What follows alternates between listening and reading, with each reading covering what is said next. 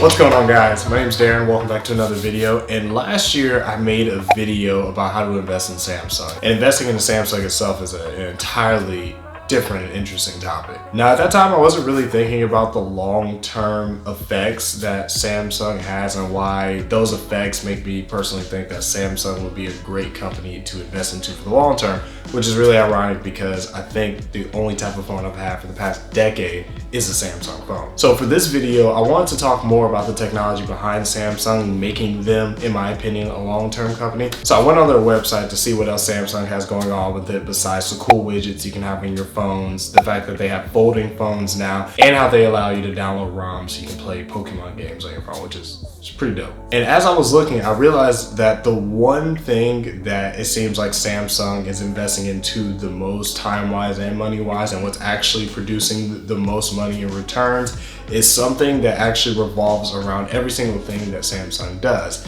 And that's their computer chips. So hopefully by the end of this video, we can talk about why their computer chips are the one thing that I personally think is going to help take off Samsung and make them completely different from other companies. So let's get started. And by the way, let's pretend that I'm not an electrical engineer and that I don't know every single thing when it comes to computer chips, but I try to do as much research as I can and take what I could understand to use as evidence for this whole point of Samsung being a long-term company. So now that we understand that, now we can really get started. So what I do know is that a computer chip is made up of something called a semiconductor. And a semiconductor is a type of material that can be labeled as a conductor and an insulator. When it comes to electricity, it shares the best of both worlds. And when it comes to computer chips, the particular type of semiconductor that they're made out of is something called a transistor.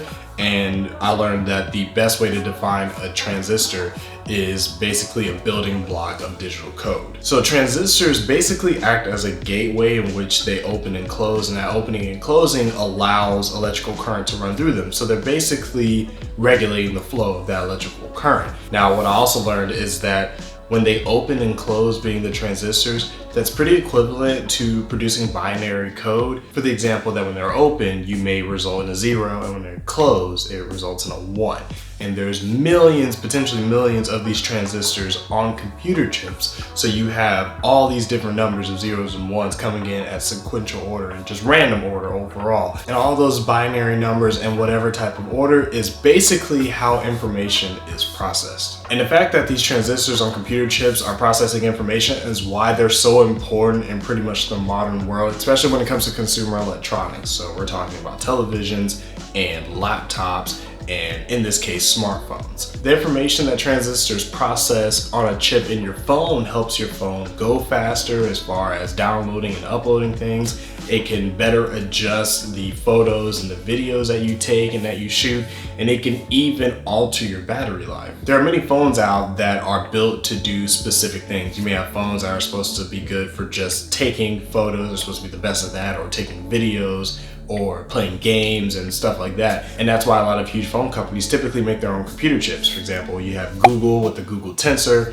Apple just released their M1 computer chip, and Samsung has their Exynos. And I'm not gonna speak on the other chips because I'm doing more research on Samsung since that's what I primarily use. But what I feel like Samsung is doing with this technology could potentially change smartphones and other types of consumer electronics for the years to come. So a few days ago, Samsung and IBM announced that they created a new type of transistor, which they call the vertical transport field effect transistor, aka VTFET. So lately, transistors are assembled horizontally. And over the years, the higher the demand has been for consumer electronics, other electronics to do more, the more transistors have to be put on a computer chip. So over the years, other adjustments have been made, such as decreasing the size of parts of the transistor, such as the gateway, but there's only so many transistors you can fit in that format on a computer chip without things happening such as potential electrical current leaking through while the gate is closed or other things like that. So instead of having these transistors stacked horizontally, the VTFET is allowing transistors to be stacked vertically, which immediately makes them more densely packed. And that's beneficial in itself because the more transistors you can pack onto a computer chip,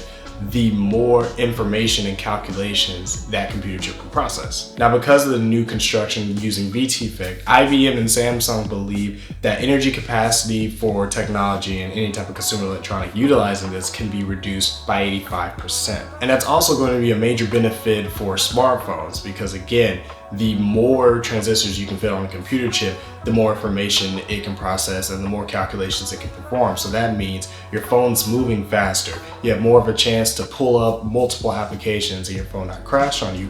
Your photos during the day and the night are going to look better, along with your videos, moving them in slow motion and stuff like that. And on top of that, IBM and Samsung believe that this VT-FEC style of transistors can help your battery life go from being to a day, maybe a couple of days, to potentially a week, which honestly would be crazy. So aside from this, Samsung is definitely making a lot of individual strides, including their recent announcement of their new chip factory that's going to be built in a small city near Austin, Texas, and that should begin producing more semiconductor computer chips by the first half of 2024. But ultimately, what they're doing with semiconductors, all the studying that they're doing, is something that I feel like will be a major positive impact to society, especially in the modern world that we're living in. It's obviously a major impact to Samsung, considering that the majority of the money that they received from quarter 3 of 2021 has come from semiconductors. And in my personal opinion, I think this is going to be one major factor on why I think Samsung is going to be a great company to invest into in the long term. But investing into them is a whole nother story. And it's not really straightforward, but make sure you guys watch this video, which is going to help break down how exactly you can invest into Samsung. I appreciate you guys watching, and until next time, take care.